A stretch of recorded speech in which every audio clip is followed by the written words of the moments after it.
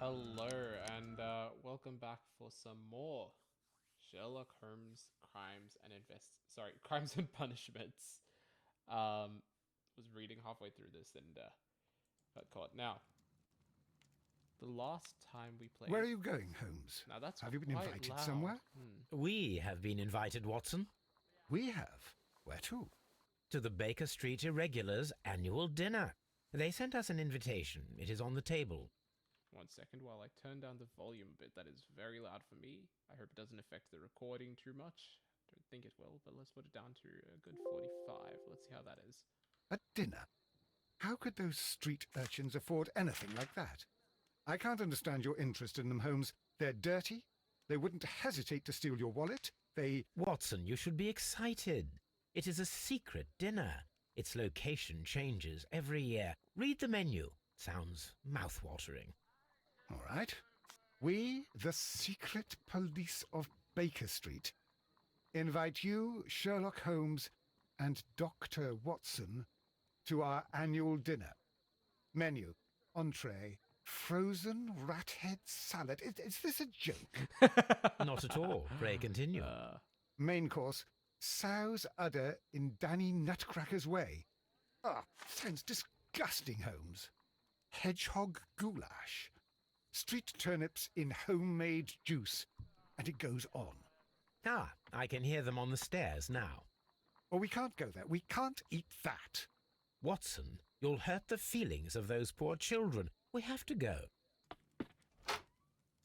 Oh, Mr. Holmes. It is fine, Mrs. Hudson. Mr. Holmes!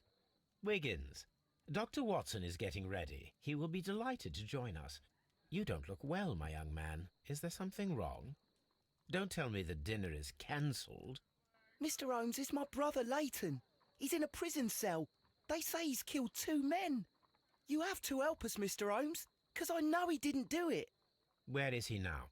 From what I've heard, they took him to the yard, and they gave him a good beating already. You know what they're like. They'll hang him.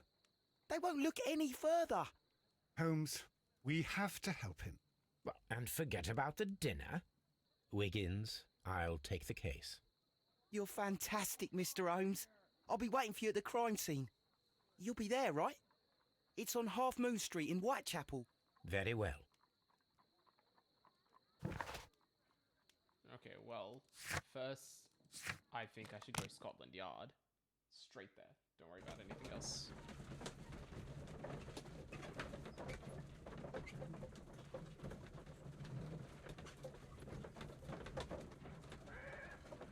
Now, this one will probably be a bit shorter than usual because I do have to make some preparations after this. Mr. Holmes, whatever brings you here so late at night? I'm interested in the case of young Leighton Chapman. He was arrested earlier this evening and accused of a double murder. I beg your pardon? That case is quite clear to the police. Or are there any new facts that we don't know about? Who knows, Inspector? Look, you are free to investigate, of course, Mr. Holmes. Chapman was arrested with a revolver in his possession, which you can find in the evidence room. The suspect himself is in custody. Did you find anything else on his person? A few personal belongings. Nothing particular, Mr. Holmes. Thank you, Lestrade.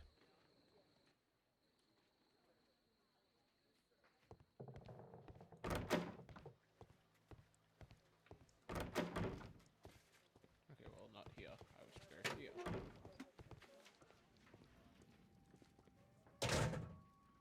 So this is the gun that Leighton was holding when he was caught by the police. It is a Webley revolver, a reliable weapon. It seems as though the shells were not removed from the cylinder.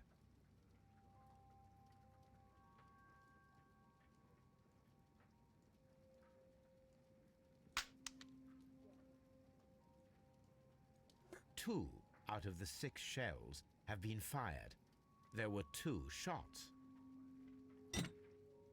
A cheap watch, bought with his own money, no doubt.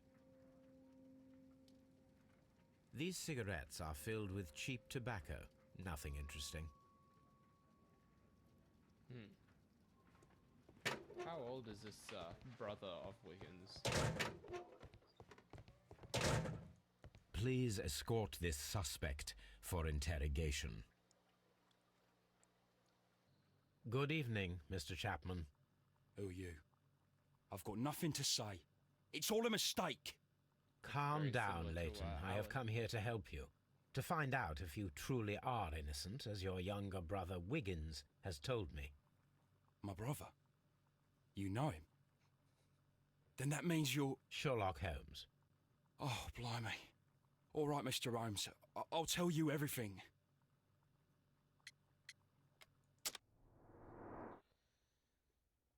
Quite the gnarly scar there, eh?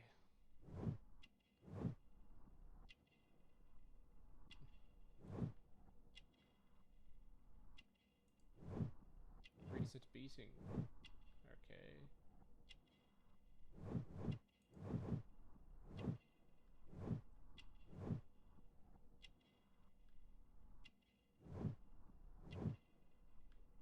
Yeah, always look at the hand, says a tattoo. Oh my.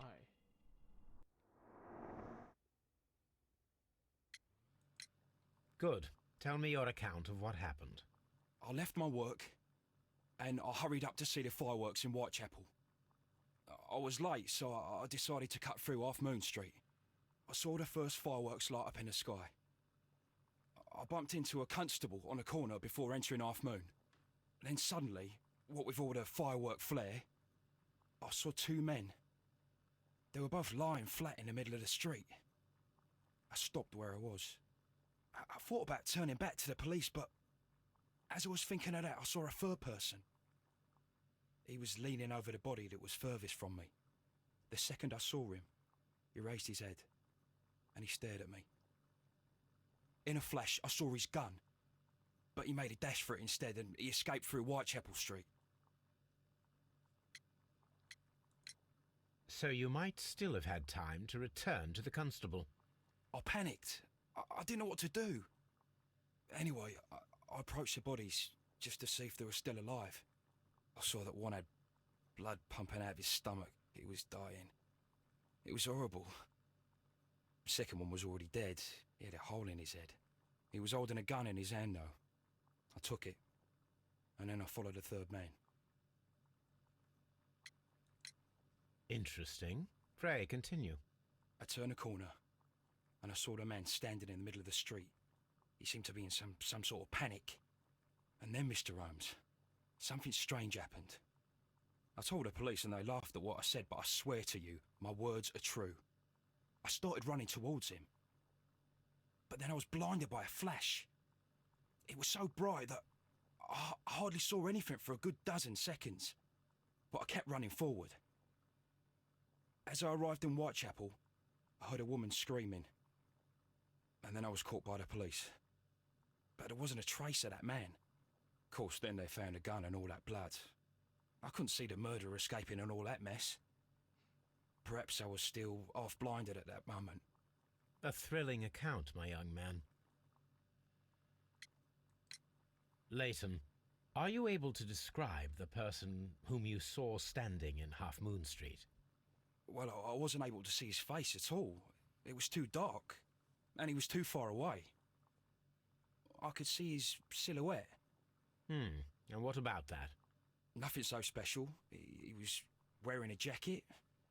He was quite average in size and his weight. I see. Was there anything else that struck you at the time? No. But perhaps it's strange, but I can't remember the sound of his footsteps as he was running away. Perhaps it was because of the fireworks or the surprise of me seeing him. We shall see you soon, young man.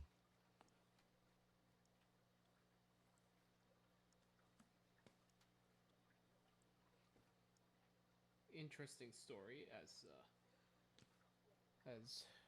Holmes said. Mr. Holmes?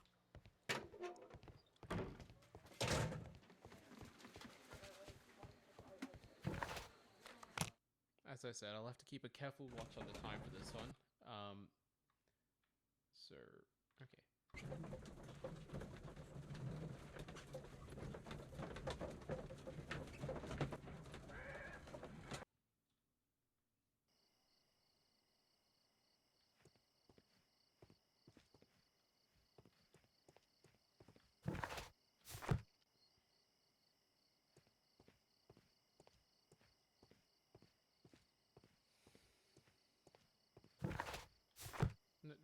wish to... What? Is it here, the alleyway?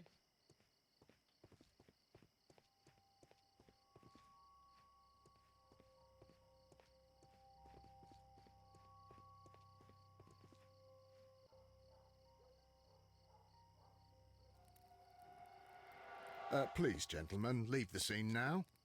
Oh, Mr. Holmes, is that you? Good evening, Constable... Constable Marrow. I was here with Inspector Aberline during the Ripper case, Mr. Holmes, back in '88. But then this is nothing like that case. With this one, we've got the murderer, the weapon, and the statements, which speak for themselves. Of course, Marrow. But you know that appearances can sometimes be deceiving. Who were the victims? The two men here, both shot. The stab fellow was Brian Vercotti, a well-known ruffian. The other, Kenneth Butler, a jeweller by trade. You spoke of statements. You have witnesses?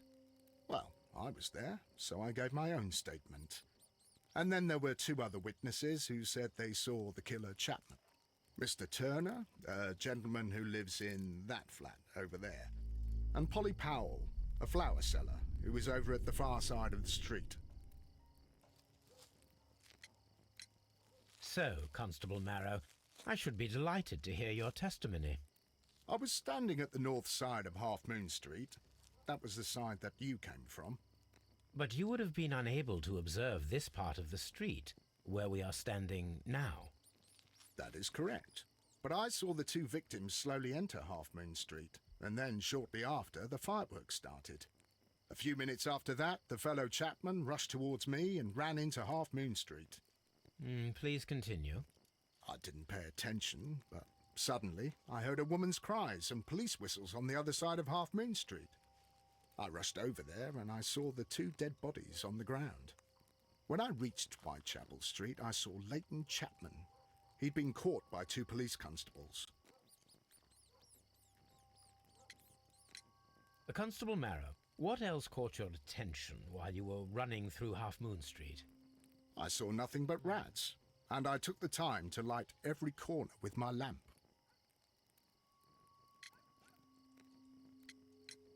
Did you hear the shots?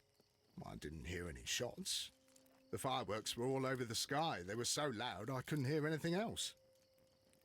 Yeah, that makes a lot What of were the sense. fireworks in honor of, Constable? Well, today's Queen Victoria's birthday, Mr. Holmes. Yes, I appear to have lost track of the days. It is May now, of Oh, I'm course. playing in June, but I was close. Did you happen to look up at Mr. Turner's window when you were on Half Moon Street at that time? Yes, I saw that the window was open, but no one was there. It was dark in the room. Constable, your statements have been of great value to me.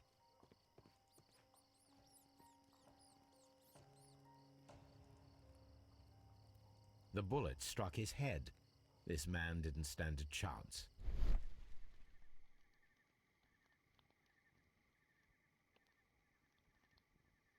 A piece of wood that has stuck between the cobblestones. Let us take a closer look.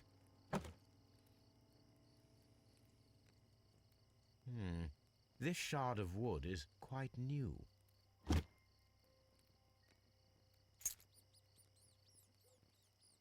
This is an ordinary key. I wonder what kind of door it opens. I'll take that. I love how Sherlock's just in front of this guy and looting the body essentially, and he's like, "Yep, I'll take this, I'll take that, no troubles at all. You guys were in mind." He tried to stop the bleeding with his hand. Death was not instant. I feel like Constable Marrow can't have been The saying- bullet the penetrated his timeline gets a bit stomach, confusing. a dreadful wound.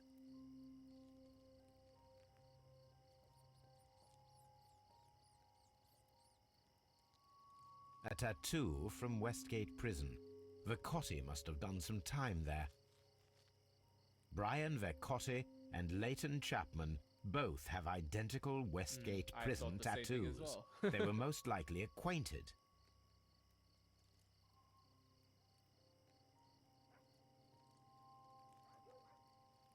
Brian Vercotti suffered greatly. What a terrible way to die.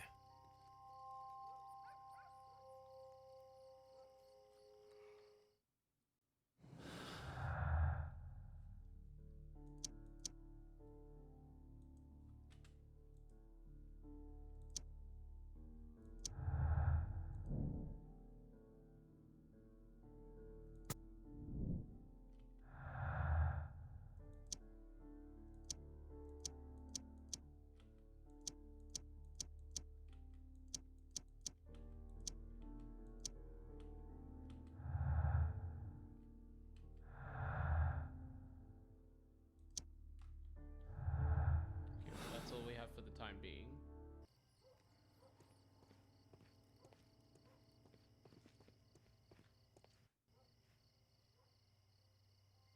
Good evening, Mr. Turner. I heard Constable Marrow reply to you as Mr. Holmes. Are you that detective, gentleman? I've heard of you. And, well, I know things about this evening. Excellent. Might we hear your story? Let's look over the man real quick. He looks a bit worse for weather. I feel like he sounds a bit on the alcohol, as they might say, or he's just a big fan. That's also possible. Middle class, balaclava, Crimean war veteran, sir. Missing buttons, poor life, despite being a veteran. Yep, they're hella mistreated. What can you do? Requires support, weak leg, limping. That's unfortunate. We didn't look at his eyes. Could you tell us everything that you may have seen or heard? I was already in bed when the fireworks started. A few moments after, I clearly heard 2 gunshots from outside. Please continue. I quickly got up and I grabbed the lamp from my nightstand and I rushed towards the window. I looked down and I saw 2 bodies. And there was a man with a gun who was standing nearby. Where exactly? Well, near this body. Did he notice you? I don't think so. He rushed towards Whitechapel Street without looking around. Mr. Turner, did you see anyone else in the street? No, I saw no one but that man, the murderer, the fellow they caught. Were the 2 shots you heard consecutive? Yes, there was a very short pause between them. Come on, you're a war veteran. And they sounded different somehow. There were 2 different It seemed to me that the second shot was louder than the first. That is an interesting comment. Mr. Turner, what were your actions after you stepped up to the window? I was afraid that the man with a gun might return, so I stayed close to the window till I saw the policeman coming in the Half Moon from Whitechapel. Then I walked out to tell them everything I saw. You have helped us a great deal, Mr. Turner. I'll do anything to save my brother, Mr. Holmes. Okay, yeah, she definitely couldn't see what happened here. Mrs. Powell? What do you want? My name is Sherlock Holmes. I'm assisting the police with their investigation of the crime that took place this evening. Well, I've already gave my testimony, but very well. Could you tell us everything that you may have seen or heard? Yes. I was selling my flowers as usual, and then the fireworks began, in honour of Queen Victoria. I enjoyed those. But then, all of a sudden, a young lad ran out of Half Moon Street and stopped just by me. He had a gun in his hand. He was like a ghost, and all covered in blood. It was dark, but I could see him, because of the flashes from the fireworks. And then? I screamed as loud as I could. I knew that a policeman should be on duty in the vicinity. He had no time to escape. 2 constables got him. Then another constable came out from the very same street, and I heard him talking of a horrible murder. Mrs. Powell, did you hear the gunshots? I'm not sure. You know, what with the fireworks? Did you see anyone else leaving Half Moon Street, prior to or at the time of the crime? No, sir, I did not. Even with all the fireworks, I was very attentive, as I'm always on the lookout for customers. My thanks to you, Mrs. Powell. I'm confused, to say the least. I mean, look, no one actually saw what happened. That's what I'm getting from Mr. this. Holmes, did you see my brother at Scotland Yard? It would be my pleasure to assist you with your... A fairly long pole with a forked end. A fairly long...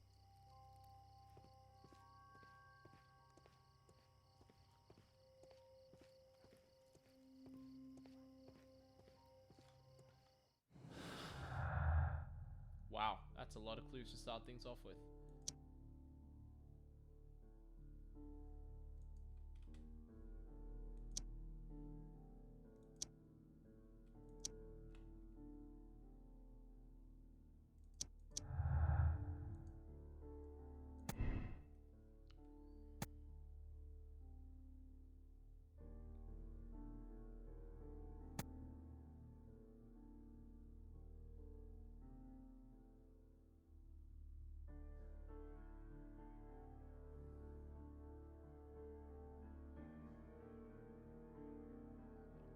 Three shots. I was not considering that, actually.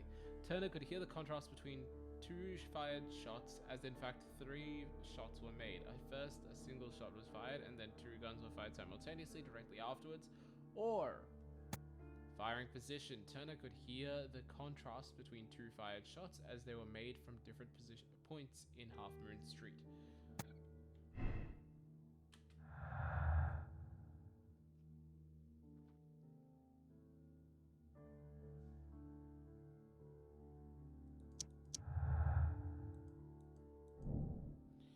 Imaginary man. Wow.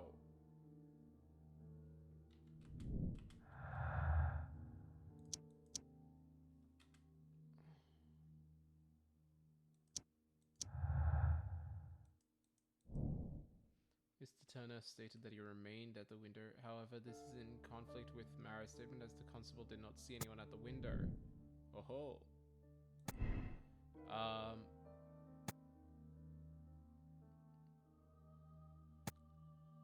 3 shots. That's interesting. That's really interesting. Let's imagine it for a moment. So,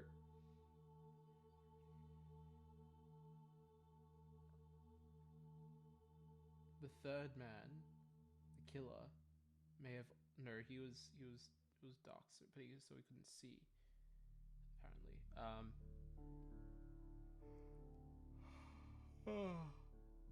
sorry, I'm tired. Turner could hear the contrast between 2 fired shots because they were made from... Let's see. I mean, the thing is, the 2 men were relatively similar in height, so if they're similar in height, you wouldn't need to aim at one's stomach and one's head. I think, for one of them, the man had been injured, so I'm gonna go with this. No?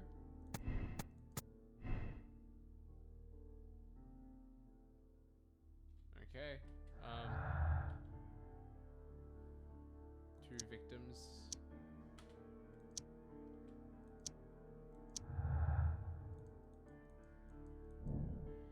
The witness testimonies and the crime weapon clearly point to one possible culprit. Yeah, that's right. But I mean, there is an issue of conflicting statements here.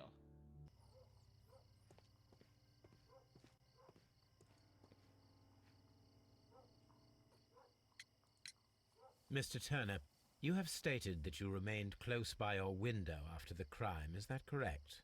Oh, yes, Mr. Holmes. I stayed at my window until the policeman arrived to examine the dead bodies.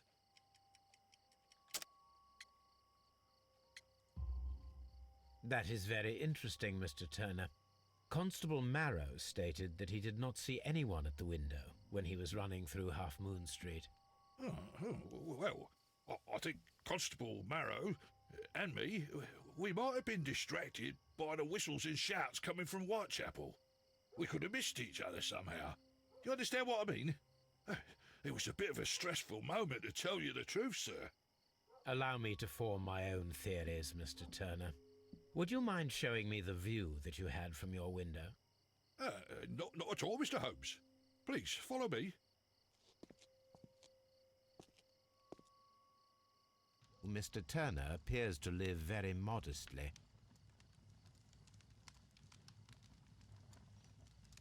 This fire is dying out.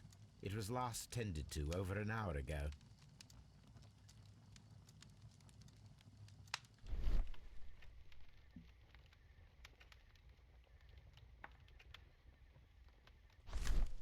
Just pick it up, okay. The papers are almost entirely burned. I am unable to see what's written here. These words are illegible. The papers were thrown into the fire just a short while ago.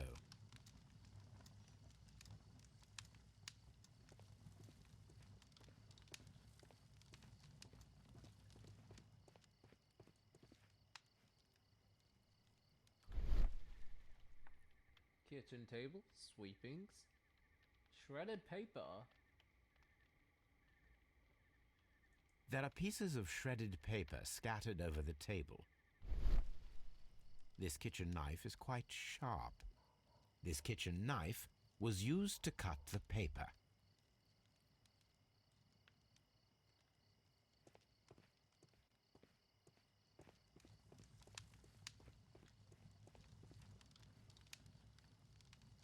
The books on this shelf are in a mess.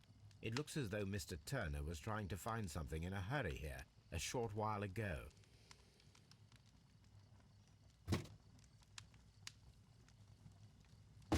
A perfect match. Sir, we have So, a liar. Mr. Turner broke his stick when it became stuck between the cobblestones. He did not mention that he was so near to the victims.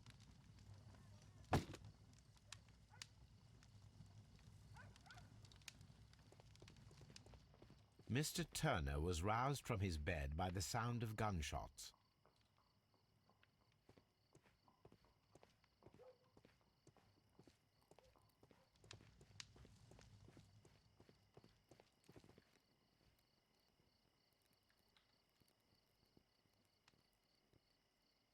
Anything else you would like to know, Mr. Holmes? Mr. Holmes? So, that's the view Mr. Turner had when he opened the window. The dead body of Kenneth Butler. Brian Vercotti's contorted corpse. Mr. Turner had a perfect view of the crime scene. He saw the bodies clearly, and Leighton Chapman standing over them.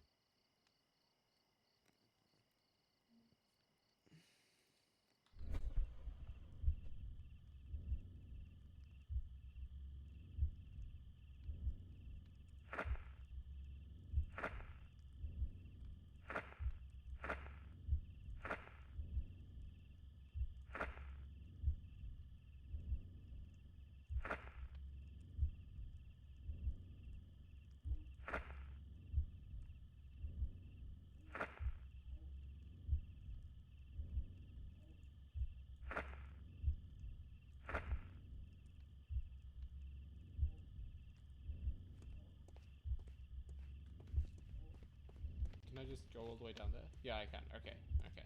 I wasn't sure if that was available.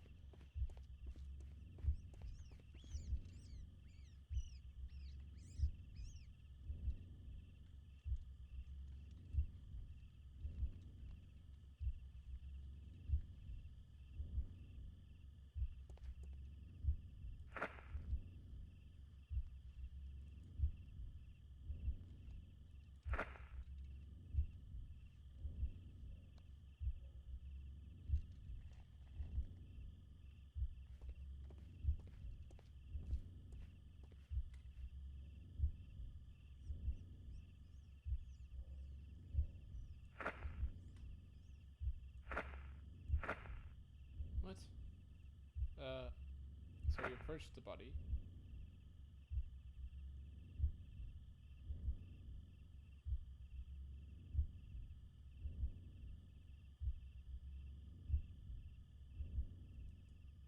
No, it didn't happen this way.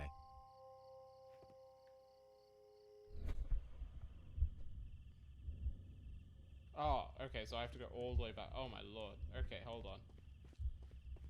Okay, my mistake.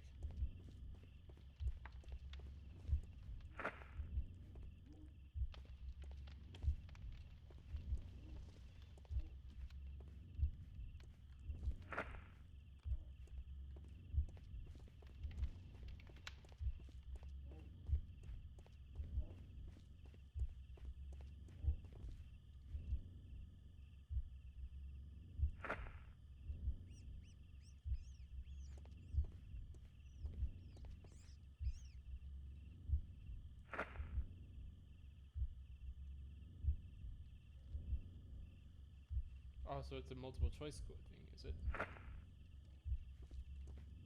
think. I'm going to assume that's what it is.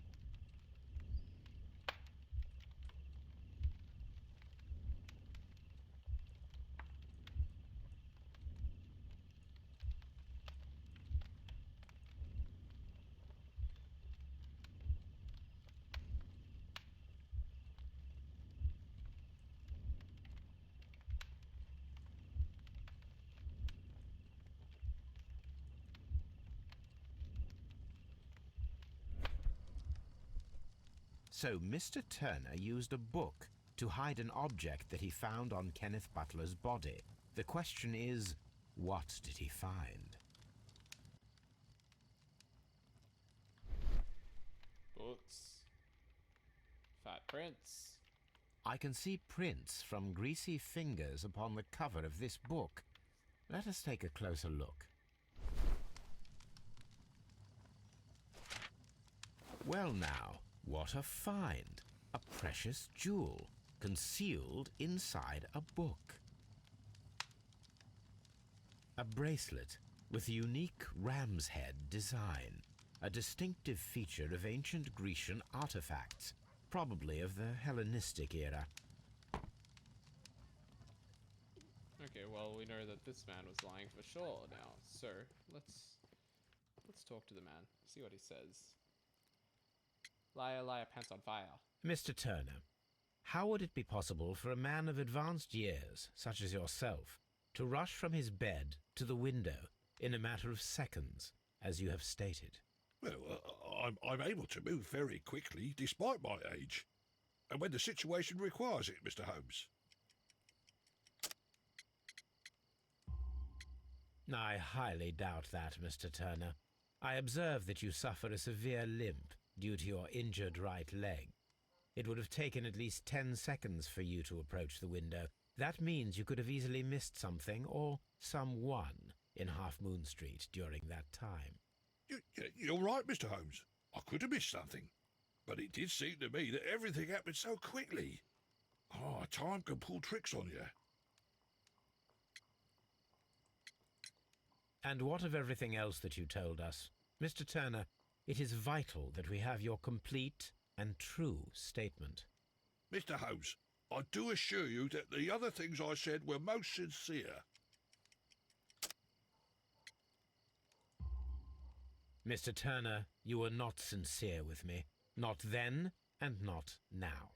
But Mr. Holmes... This, Mr. Turner, does not look like anything that a poor man might possess. It is worth more than the home that you live in. I can explain. No, merely correct me if I am wrong. You saw Leighton Chapman through the window, but you also noticed a glittering object on the ground, this precious jewel. You walked down and took the bracelet from the body of Kenneth Butler, and when you heard the whistles, you hurried away. That broke your walking stick. It caught fast between the cobbles. Constable Marrow was unable to see you in the window as you were climbing up the stairs on your way back to your flat. Upon returning home, you hid the precious jewel inside a book. Mr. Holmes, please don't send me to prison. I didn't do anything bad. I'm just a poor man. When I chanced upon the bracelet, I saw it as an opportunity to make a little money. I was desperate. I only took the bracelet, that's all, I swear. You made a mistake by lying to me. But you are not a criminal. I believe that. Although I must return this bracelet to its rightful owner.